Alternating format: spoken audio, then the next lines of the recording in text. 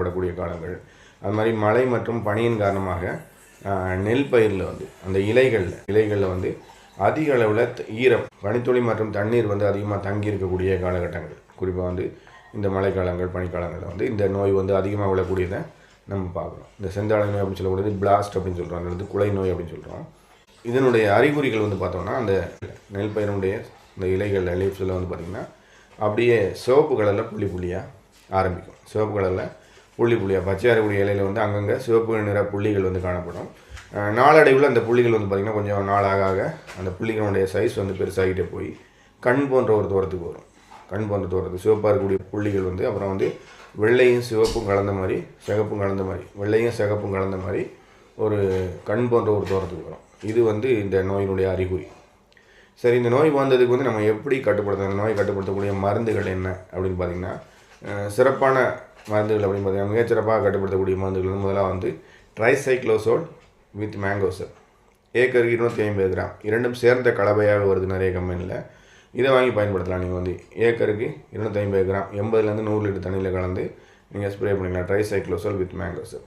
அல்லது அது கிடைக்கல அப்படின்ற பட்சத்தில் நீங்கள் ரெண்டுமே தனித்தனியாக கிடைக்கும் எல்லா கடையிலுமே, அதை வாங்கி பயன்படுத்தலாம். அதாவது ஏக்கருக்கு 150 கிராம் ட்ரைசைக்ளோசோல், மேங்கோசல் ஒரு 250 கிராம் சேர்த்து வந்து நம்ம ஒரு 80லேருந்து 100 லிட்டர் தண்ணியில் கலந்து ஸ்ப்ரே பண்ணுறது மூலமாக இந்த நோயை வந்து மிக எளிமையாக கட்டுப்படுத்த முடியும். அது மாதிரி வந்து பார்த்திங்கன்னா அடுத்த மருந்து பார்த்திங்கன்னா அசாக்சிஸ்ட்ரோபின் ப்ளஸ் டெபுகனசோல்.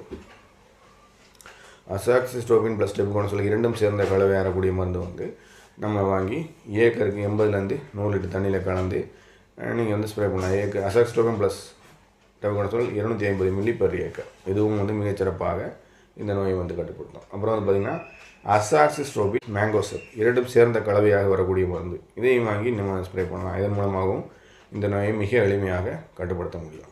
அடுத்த மருந்து வந்து பார்த்திங்கன்னா டெபுகனசோல் வந்து பார்த்திங்கன்னா தனியாகவே வந்து ஏக்கர் 250 மில்லி ஸ்ப்ரே பண்ணுறது மூலமாகவும் இந்த நோயை வந்து மிக சிறப்பாக கட்டுப்படுத்த முடியும். அப்புறம் வந்து பார்த்திங்கன்னா டிஃப்ளாக்சிஸ்ட்ரோபின் ப்ளஸ் டெபுகனசோல் ஏக்கருக்கு 100 கிராம் வந்து 80லேருந்து 100 லிட்டர் தண்ணியில் கலந்து ஸ்ப்ரே பண்ணுறது மூலமாக இந்த நோயை வந்து மிக எளிமையாக கட்டுப்படுத்த முடியும். அது மாதிரி மேற்சொன்ன மருந்துகள்லாம் கொடுக்கும்போது இந்த நோய் வந்து கட்டுப்படுத்துவதோடு மட்டும் இல்லாமல் அந்த பயிரும் வந்து வேறு எந்த வகையான பூஞ்சை தொற்றும் இல்லாமல், பூஞ்சை நோயும் இல்லாமல் மிக நல்ல ஒரு சிறப்பான ஒரு மகசூலை தரக்கூடியதாக, நல்ல ஆரோக்கியமாக வளரக்கூடிய ஒரு சூழ்நிலை வரும். ஸோ இந்த மருந்துகளை வந்து நம்ம வாங்கி பயன்படுத்தி இந்த நோயை வந்து மிக எளிமையாக கட்டுப்படுத்த முடியும்.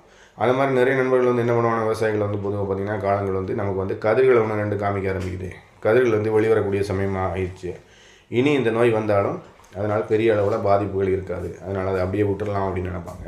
பொதுவாக வந்து கதிர்கள்